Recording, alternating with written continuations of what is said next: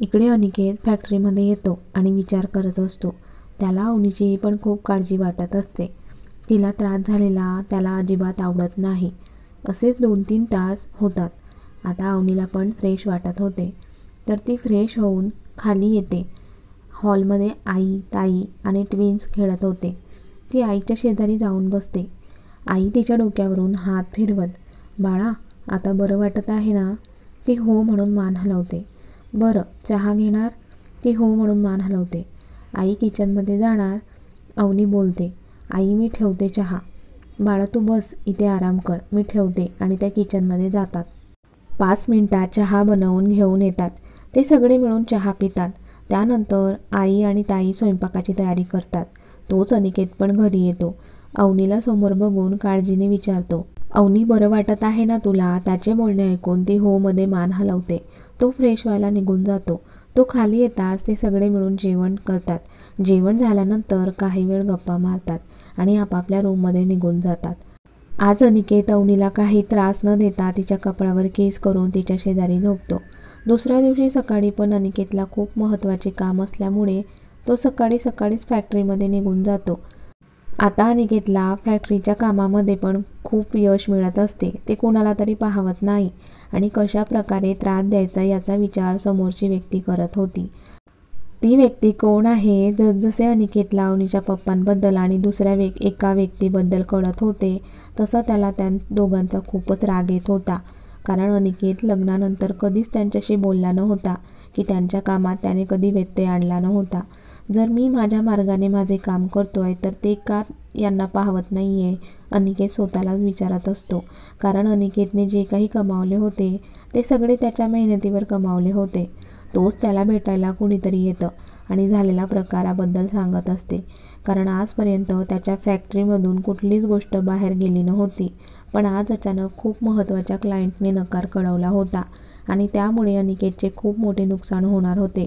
पण आता अनिकेत समोर जी व्यक्ती होती ती दुसरी तिसरी कोणी नसून स्वतः क्लायंट त्याला भेटायला आले होते.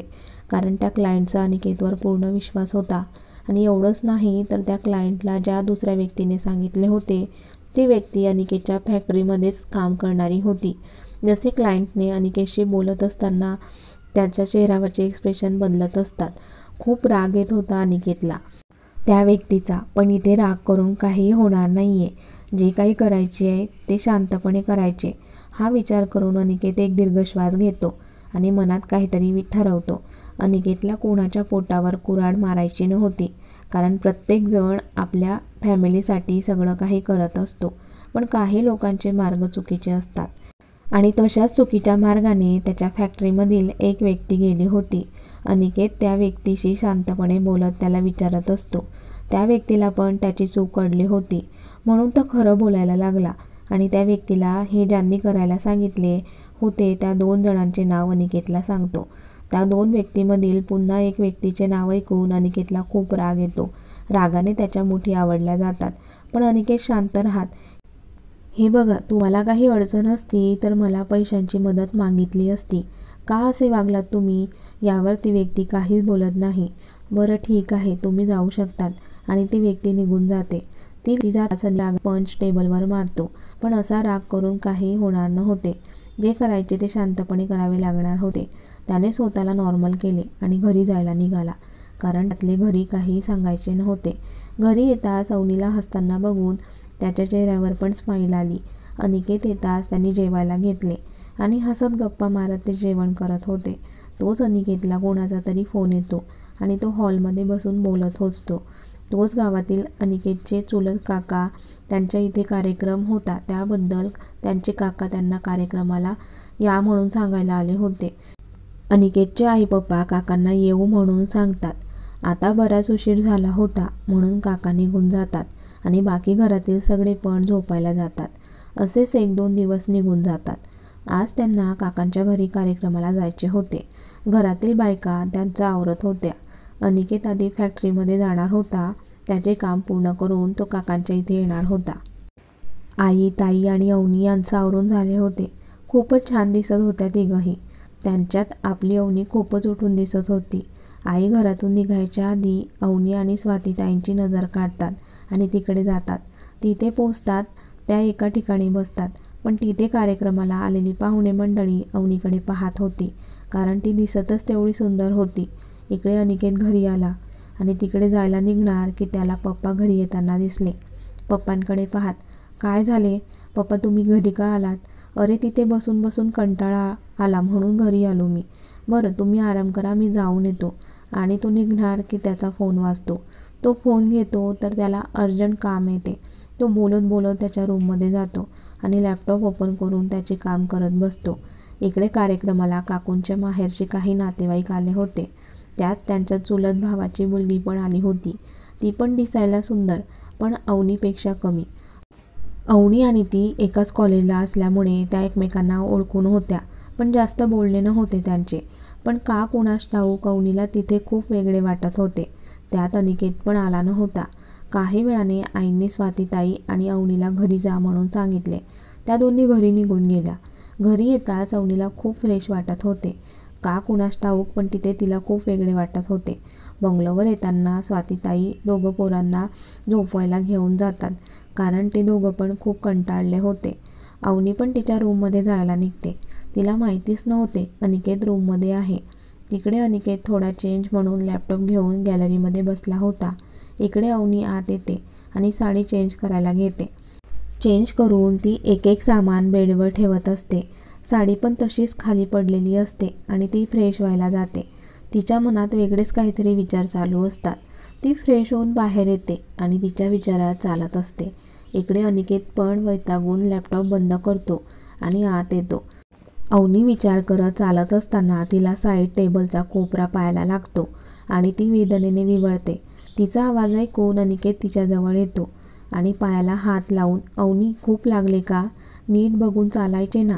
आणि तो तिचा हात पकडून तिला सोफ्यावर बसवतो आणि उठून बाम आणणार की त्याचे लक्ष तिच्या सामानाकडे जाते, जो की पूर्ण बेडवर आणि बेडच्या खाली पसरलेला होता.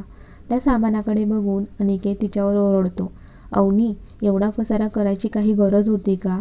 आज खूप दिवसानंतर तो तिच्यावर चिडला होता आणि ओरडून बोलत होता. त्याचा आवाज ऐकून अवनी घाबरते. तिचे डोळे काठोकाठ भरून येतात. खरं तर अनिकेतला तिच्यावर अजिबात ओरडायचे नव्हते, पण तो वेगळ्याच टेन्शनमध्ये होता आणि त्याचाच राग अवनीवर निघाला होता. एवढं सगळं सामान घेतले होते तर असे पसरवून का ठेवले? आणि जसे घातले तसे काढून जिथे होते तिथे ठेवता नाही येत का? तो अजून पण ओरडून बोलत होता आणि अवनी तर त्याचे हे रूप बघून रडत होती. तोच त्याचा फोन वाजतो. अनिकेत स्वतःला शांत करतो आणि फोन करून तो गॅलरीमध्ये निघून जातो. अवनी तिच्या गालावर आलेले अश्रू पुसते आणि सगळं सामान गोळा करून व्यवस्थित ठेवत असते. इकडे गॅलरीमध्ये अनिकेत कुणाशी तरी ओरडून बोलत असतो. इकडे अवनीला खूप रडू येत होते. ती सगळं सामान गोळा करून कपाटात ठेवते आणि पडतच बाथरूममध्ये जाऊन हुदके देऊन रडायला लागते. म्हणजे याआधी अनिकेतचा राग तिने पाहिला होता, पण मागच्या काही महिन्यांपासून तो तिला ओरडलाच नव्हता. पण आज अचानक तो तिच्यावर ओरडला होता, म्हणून तिला खूप वाईट वाटत होते. इकडे अनिकेत रागाने बोलून फोन कट करतो आणि बाल्कनीच्या ग्रिलवर दोन्ही हात ठेवून समोर पाहत असतो. आता त्याच्या मनात खूप गोंधळ चालू होता. खूप टेन्शन आले होते त्याला. तो डोळे बंद करून एक दीर्घ श्वास घेतो आणि त्याला आठवताच मगाशी तो अवनीवर किती जोराने ओरडून बोलला ते आठवताच तो डोळे उघडतो. ओ शिट, मी अवनीवर उगाच ओरडलो. कुठला राग कुठेच काढला. त्याला आता स्वतःचा खूप राग येत होता.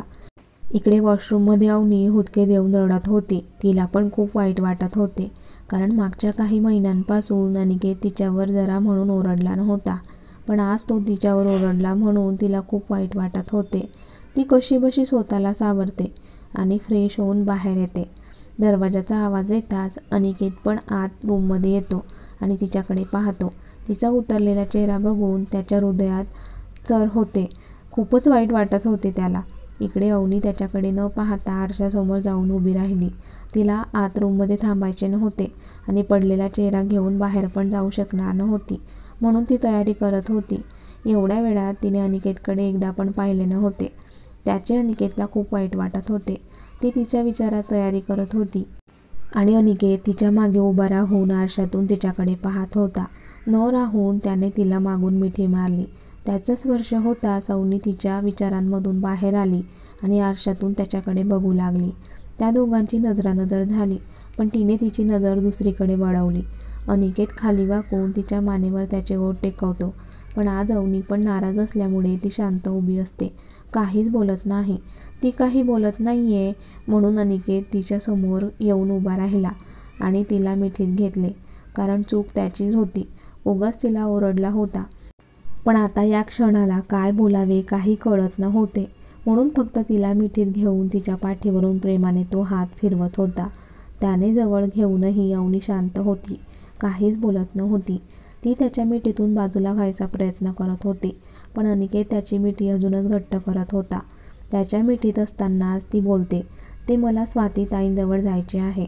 तसा तो तिला मिठीतून बाजूला करतो आणि तिचा चेहरा उंजळीत घेत तिच्या कपाळावर किस करतो आणि तिच्या डोळ्यात पाहत, अवनी, मगाशी मी खूप ओरडला ना तुझ्यावर, खूप चुकीचा वागलो ना मी, मला माफ कर अवनी. ती पण त्याच्या डोळ्यात पाहत होती. आता काय बोलावे तिला कळत नव्हते. म्हणजे तो तिची माफी मागत होता खरं, पण त्या माफी मागण्याची त्याचा रागीट स्वभाव बदलणार होता का? ती पण त्याच्या डोळ्यात पाहत, मला खाली जायचे आहे, सोडा मला. त्याला समजले होते तिला चांगलाच राग आला आहे म्हणून, कारण चूक तिची नव्हतीच. ती सुटण्यासाठी धडपड करत होती, पण अनिकेत तिला सोडायला तयार नव्हता. अनिकेत पुन्हा तिच्या कपड्यावर दोन्ही गालावर किस करत तिची माफी मागत होता. आता त्याने तिच्या ओठांना स्मूच केले आणि पुन्हा माफी मागितली. तरी अवनी शांत उभी होती, काहीच बोलत नव्हती. शेवटी न राहून त्याने तिच्या ओठांवर ओठ टेकवले आणि तिला पॅशनेटली किस करू लागला. बराच वेळ तो तिला किस करत होता, पण अवनी त्याला साथ देत नव्हती. ती साथ देत नाहीये हे बघून तो तिला किस करायचं थांबतो आणि तिच्याकडे पाहतो. काहीही करून त्याला अवनीला बोलकं करायचे होते, कारण ती त्याच्याशी काहीच बोलत नव्हती. तो तिला जवळ ओढतो आणि गुलगुल्या करायला लागतो. त्याच्या तशा करण्याने का होईना अवनीच्या चेहऱ्यावर स्माईल येते. ती त्याचे हात पकडण्याचा प्रयत्न करते, पण तो पकडू देत नाही आणि तिला जवळ ओढून तिच्या कपाळावर किस करत, अवनी, खरंच खूप खूप मनापासून तुझी माफी मागतो. खूप चुकीचा वागला मी तुझ्यासोबत. मी असे ओरडायला नको होते तुझ्यावर. एवढं बोलून त्याने तिला मिठीत कवटाळून घेतले. आता त्याला पण भरून आले होते, कारण त्याला जे टेन्शन होते ते अवनीबद्दल होते आणि त्याला आता खूप काळजी वाटू लागली. हळूवार बोलणाऱ्या अनिकेतचे अचानक हार्टबीट वाढू लागले, हातपाय थरथरायला लागले आणि त्याने त्याची अवनीवरची पकड अजूनच घट्ट होत गेली. आता अवनीला पण कळत नव्हते अचानक अनिकेतला काय झाले म्हणून. तोच अचानक अनिकेतने तिला मिठीतून बाजूला केले आणि तिच्या पूर्ण चेहऱ्यावर तो किस करू लागला. त्याचे वागणे अवनीला काहीच कळत नव्हते. स्वातीताई बाहेरूनच अवनीला आवाज देत होत्या, अवनी खाली ये म्हणून. ताईच्या आवाजाने अनिकेत भानावर आला आणि त्याने तिला सोडले. ती जाणार की पुन्हा तिचा हात पकडून तिला जवळ ओढले आणि मिठीत कवटाळून घेतले. पुन्हा तिला मिठीतून बाजूला केले आणि तो बाल्कनीमध्ये निघून गेला. इकडे अवनी त्याचा विचार करत खाली स्वातीताईंजवळ आली. तोच आई पण आल्या आणि त्यांचा चहापाणी झाल्यानंतर त्यांच्यात अशाच गप्पा मारणे चालू होते. आज दुपारी पंक्तीमध्ये जेवण झाले असल्यामुळे त्यांचा आज फोडणीच्या खिचडीचा बेत असतो आणि आईच्या हाताची फोडणीची खिचडी सगळ्यांना आवडायची म्हणून त्या बनवणार होत्या. बाकी अवनी, स्वातीताई निवांत बसून टीव्ही पाहत बोलत होत्या. आईने पटापट खिचडीचा कुकर लावला आणि त्यांच्यासोबत हॉलमध्ये येऊन बसल्या. काही वेळाने आई अवनीला म्हणाल्या, अवनी, अनिकेतला जेवायला बोलव. अवनी त्याला बोलवायला रूममध्ये येते, पण अनिकेत तिला रूममध्ये दिसत नाही. यांना काय झालंय, आज का असे वागत आहे? बाशी पण त्यांचे वागणे खूप वेगळे होते. काय झालंय अनिकेत, ती मनातच बोलते आणि त्याला आवाज देत असते, अहो अहो. तिचा आवाज ऐकून बाल्कनीमधून अनिकेत आत येतो. अवनी त्याच्याकडे पाहते तर त्याच्या चेहऱ्यावरून तो तिला खूपच डिस्टर्ब दिसत होता. तिने त्याला असे कधी पाहिले नव्हते, पण आज नक्कीच त्याला काहीतरी झाले हे तिला वाटत होते. आता तिला त्याची खूपच काळजी वाटून गेली. ती त्याच्याजवळ आली आणि त्याचे दोन्ही हात हातात घेत त्याच्या डोळ्यात पाहत, अहो, काय झालंय? तुम्ही असे टेन्शनमध्ये का दिसताय? काही प्रॉब्लेम झालाय का? आता अवनीला त्याची खूप काळजी वाटत होती. त्यात तो काहीच बोलत नव्हता, फक्त तिच्याकडे एकटक पाहत उभा होता. अहो, बरं वाटत नाहीये का तुम्हाला?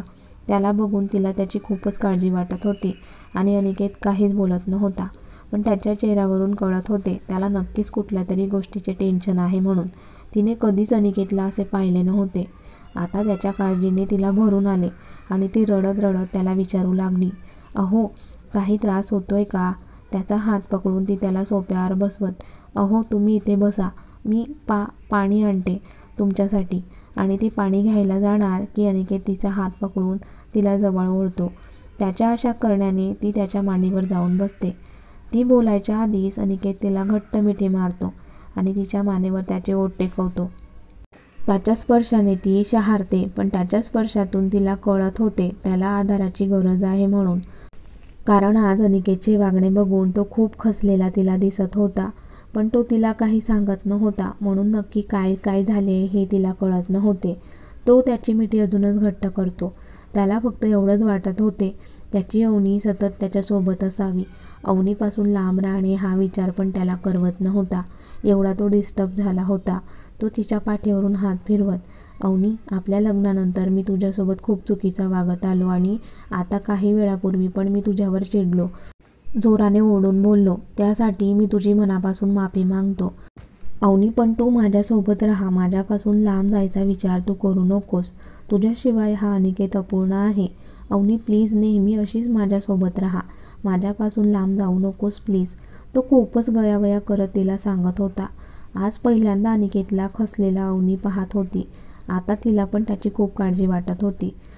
त्याच्या डोक्यात नक्की कसले विचार चालू आहे याबद्दल अवनीला काहीही माहिती नव्हते. ती फक्त शांतपणे त्याच्या मिठीत त्याच्या पाठीवरून हात फिरवत होती. कारण काय आहे तिला माहिती नव्हते.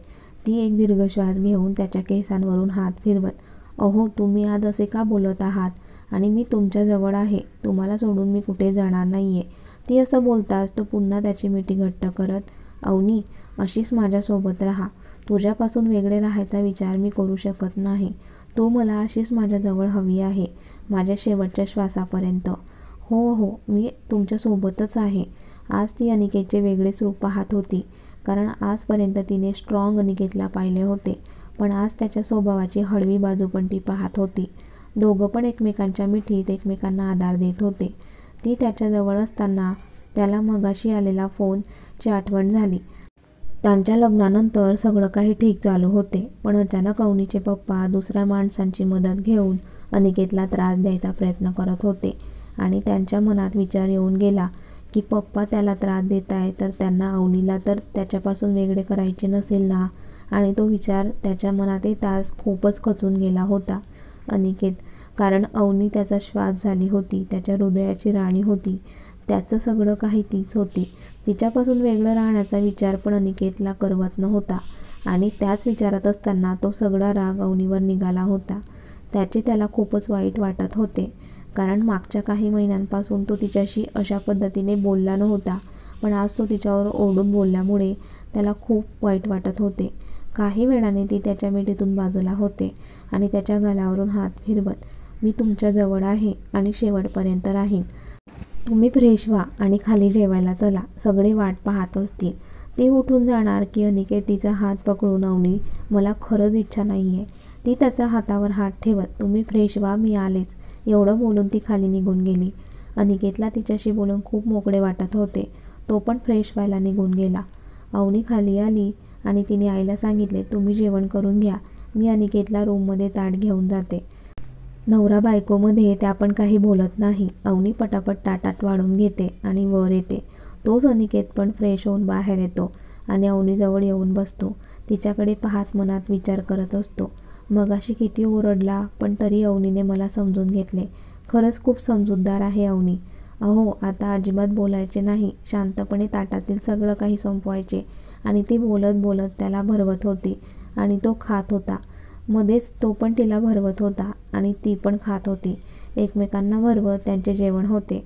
जेवण होताच अवनी खाली येते. इकडे अनिकेतला आता खूप रिलॅक्स वाटत होते, म्हणून तो गॅलरीमध्ये येतो आणि तिथे चेअरवर बसून विचार करत असतो. तोच अवनी पण आत येते. तिला आता पण अनिकेत रूममध्ये दिसत नाही. ती त्याला पाहत गॅलरीमध्ये येते तर तो चेअरवर बसलेला तिला दिसतो. ती त्याच्या मागे जाऊन उभी राहते आणि मागून थोडी खाली वाकून त्याच्या डोक्यावर तिचे चीन टेकवते आणि त्याच्या चेस्टवर दोन्ही हातांनी मिठी मारते. तिच्या तेवढ्या करण्याने पण अनिकेतला खूप भारी वाटतं. दोघं शांत असतात, काहीच बोलत नाही. अनिकेत तिचा हात पकडून तिला पुढे करतो आणि त्याच्या मांडीवर बसवतो. त्याच्या अशा करण्याने अवनी चांगली शहारते. आता त्या दोघांचे चेहरे समोरासमोर असतात. अवनी त्याच्याकडे पाहत त्याचे निरीक्षण करत होती, कारण रोज आनंदी असणारा अनिकेत आज खूप टेन्शनमध्ये तिला दिसत होता. काय वाटतं तुम्हाला, अनिकेतला असे काय समजले असेल की त्याला अवनीची खूप काळजी वाटत आहे आणि ती त्याला सोडून तर नाही ना जाणार, हा विचार त्याला त्रास देतोय. बघूया पुढील भागात. अनिकेत सांगेल का तिला तिच्या पप्पांबद्दल, आणि कथेचा हा भाग कसा वाटला कमेंट्स करून नक्की कळवा. आणि व्हिडिओला लाईक करा, जास्तीत जास्त लाईक आणि हाईप्स करा. आणि व्हिडिओ पण आठवणीने तुमच्या मित्रपरिवारास शेअर करा आणि चॅनलला सबस्क्राईब करायला विसरू नका. धन्यवाद.